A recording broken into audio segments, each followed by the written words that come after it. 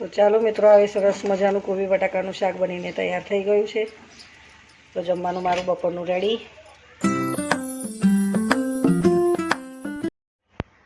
જય શ્રી કૃષ્ણ, રાધે રાધે, જય દ્વારકાધીશ, હર હર મહાદેવ. મિત્રો, સ્વાગત છે તમારું મારા નવા બ્લોગમાં. મિત્રો, સવારના 9:45 વાગવા આવ્યા છે. તમે બધાને ગુડ મોર્નિંગ ને કેમ છો તમે બધા? મજામાં? બધા મજામાં રહ્યો. દ્વારકાધીશ બધાને સારા સારા રાખે, મસ્ત રાખે. મિત્રો, ચેનલ પર ના હોય તો સબસ્ક્રાઈબ કરજો. વિડીયો સારા લાગે તો લાઈક શેર કમેન્ટ કરજો.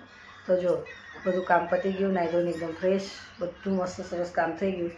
આગળ જમવાનું બનાવવાનું છે, પણ શું જમવાનું બનાવવું તે વિચારી રહી છું. છે એટલે ડુંગળી લસણ ખાવાનું નથી, એટલે સાદું સિમ્પલ ભોજન બનાવવાનું છે.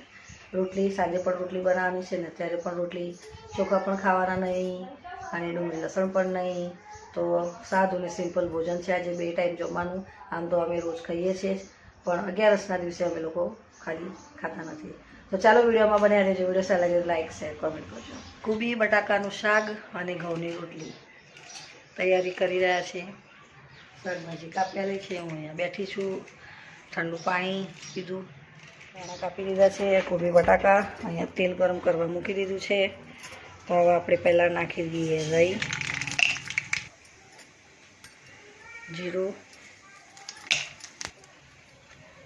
ટામેટું,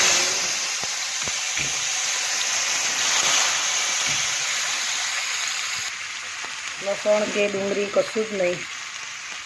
તો જો હળદર નાખી દીધી. હવે લાલ મરચું,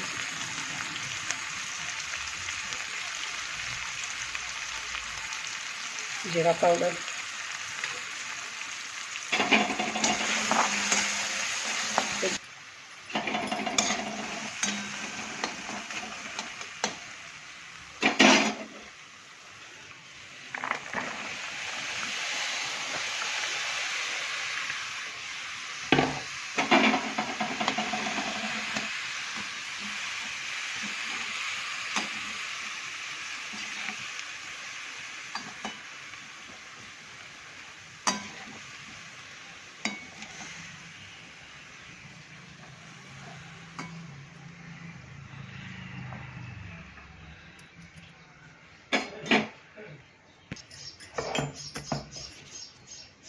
મીઠું નાખી દઈએ હવે અંદર.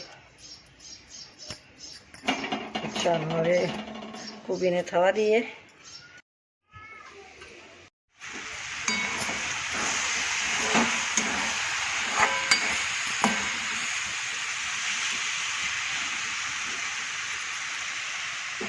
મિત્રો, કોબી બટાકાનું શાક બનીને તૈયાર થઈ ગયું. ગેસ કરી દઈએ બંધ. નીચેથી સિલિન્ડર પણ બંધ કરી દઈએ. તો જમવાનું બની ગયું. ચાલો હવે ઉપરથી નાખી દઈએ ધાણા.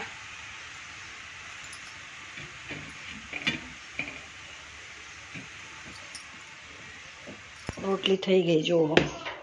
અને કામમાંથી આવ્યા તરબૂચ, કામમાંથી આવતા લેતા આવ્યા તરબૂચ ને કેળું. પાણી પીવું છું. તો ચાલો મિત્રો, આવી સરસ મજાનું કોબી બટાકાનું શાક બનીને તૈયાર થઈ ગયું છે. તો જમવાનું મારું બપોરનું રેડી. મિત્રો, જમવાનું બનીને મારું રેડી થઈ ગયું છે. કોબી બટાકાનું શાક બનાવ્યું, એકદમ સાદું ને સિમ્પલ. ડુંગળીને ને લસણ ને એકદમ સિમ્પલ ભોજન બનીને મારું તૈયાર થઈ ગયું. તો ચાલો મિત્રો, આજ માટે આટલું. ચેનલ પર આવે તો સબસ્ક્રાઈબ કરજો. વિડીયો સારા લાગે તો લાઈક શેર કોમેન્ટ કરજો. તો મળે નવા બ્લોગમાં. જય શ્રી કૃષ્ણ, રાધે રાધે, જય દ્વારકાધીશ, હર હર મહાદેવ. Bye by.